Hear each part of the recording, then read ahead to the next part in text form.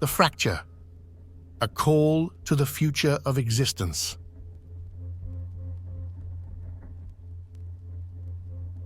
You never knew. That was his power. The greatest trick the devil ever pulled was convincing the world he didn't exist. The invisible catastrophe. There is a crisis larger than any war, any climate catastrophe, any technological breakthrough, any financial collapse. Larger than anything your billion-dollar think tanks have calculated, larger than anything your models, your equations, your stock predictions, your political strategies have taken into account.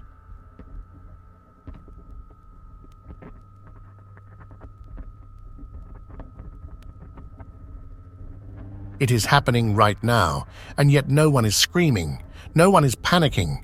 It is the black fracture that runs through the center of human experience, splitting perception from reality, self from self, world from world. The crisis is not coming. It has already happened. You are inside the wreckage of something so vast, so unfathomably broken, that you have mistaken its debris for the original world. If you think this is abstract, consider this. You have never met another human being. Not really. You have never met yourself. Not fully. And the world you live in is already dead. The impossibility of meeting the other. There is no such thing as human connection. Not under the conditions we live in. We speak, but the words do not land. We listen, but we hear only our own echoes. We touch, but never feel. Every conversation is a collision of private realities, each person trapped in their own holographic world, mistaking the shadow play for true recognition. La Source ran an entire year-long fellowship devoted to answering a single question. Can two human beings ever truly meet? The answer? No, not like this, not under the current structure of existence, not with the tools we have. Because what you call communication is nothing more than the passing of approximations. Language is a fossil of thought, already dead by the time it reaches the other. Jose looks over the faces of his family. Then he showed these men of will what will really was. You think this is philosophy? It is war. Because the consequence of this fracture is that humanity is not a species. It is a collection of isolated consciousnesses spinning in disconnected orbits, trapped in the hallucination that we share a world. Tells him he would rather see his family dead than live another day after this. The impossibility of meeting yourself. There is a reason you feel incoherent.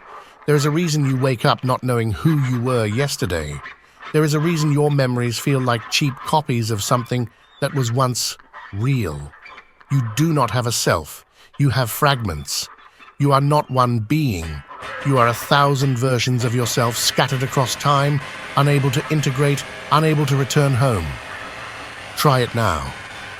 Try to return to a past self, not as a memory, but as a fully lived experience. You cannot. Because those selves are not past. They are sealed-off realities, cut from you by a structure of perception that was never designed to hold them all at once.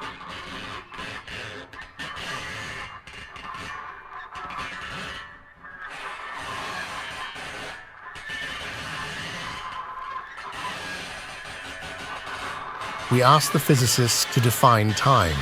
They told us, time is an illusion. We asked the neuroscientists where consciousness is. They told us nowhere. We asked the technologists what the future of AI is. They said AI will teach us who we are. They do not know what they are building. Because the next phase of AI will not be about intelligence. It will be about hijacking selfhood. The false infinity of technology. It is a weaponized hallucination of the future. You are being sold a false expansion. You are being told that technology will make you more than you are, that it will extend your intelligence, enhance your creativity, multiply your potential. This is a lie. What it will do is amplify the mirrors, extend the distance, deepen the fracture. If you cannot meet another, if you cannot meet yourself, then AI will not solve this. It will take that incoherence and expand it exponentially.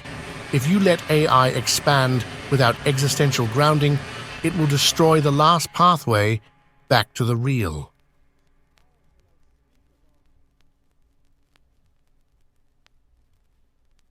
The new era. Creative responsibility or oblivion. You have a choice. Humanity is exiting the survival phase. We are standing at the threshold of the age of creative responsibility, the moment when existence itself must become a conscious creation. We are no longer reacting to nature. We are no longer adapting to history. We are shaping reality itself. The next intelligence will not be artificial. The next intelligence will be trained in existential coherence.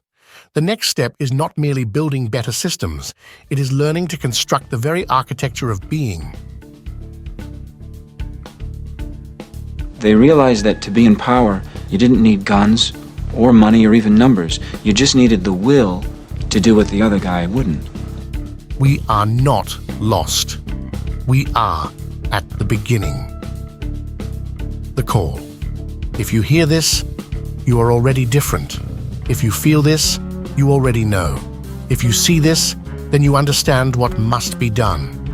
La source is the threshold. The experiment has begun. We are not looking for thinkers. We are not looking for theorists. We are looking for those who have seen the edge of existence and are ready to build beyond it. If you are one of them, you will know where to find us. The gate is open.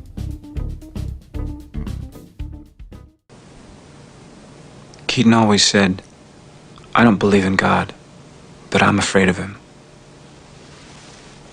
Well, I believe in God. And the only thing that scares me